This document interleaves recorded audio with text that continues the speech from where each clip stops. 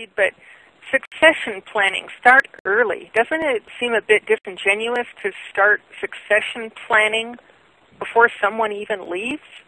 Rosie? Well, no, it isn't. Succession planning is really the process of recruiting superior employees or identifying some internal talent, then developing their skills so they can grow hopefully in a leadership position, whether that be within the department or outside the department. Also, too, by having a succession plan, it also fosters a culture of viewing employees as a valuable resource by enabling the employee to take ownership of his or her own individual development with a strong management support. So I believe that you start succession planning the first day that an employee comes in, and that can take place in the onboarding process.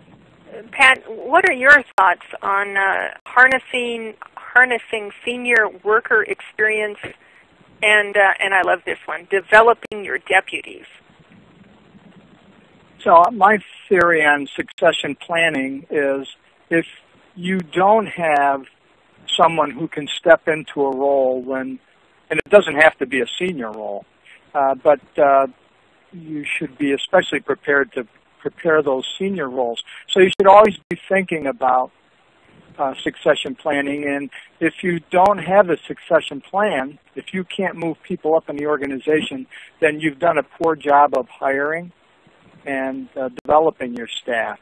So we try whenever possible to fill positions with people inside the office.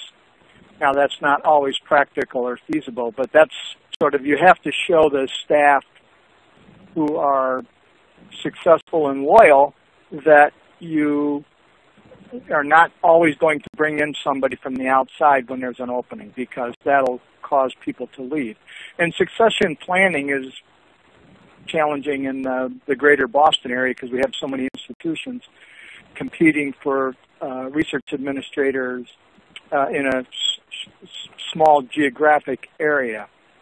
But again, it goes to identifying the people, as Rosie said, who are talented, and then preparing them to take that next step. And preparing can be involvement in Cura, it can be involvement with things on the campus, getting them to be on committees, but always thinking about how you're going to prepare that person for their next step, and also from the manager's perspective, who in this organization might be capable of taking on greater responsibilities when one of my senior people leave.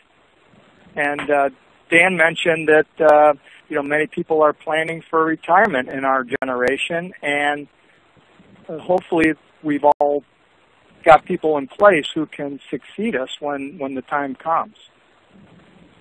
But it's always incumbent on the manager to think about, because turnover, employees leaving, that's an inevitability in the field we're in. So you're always planning.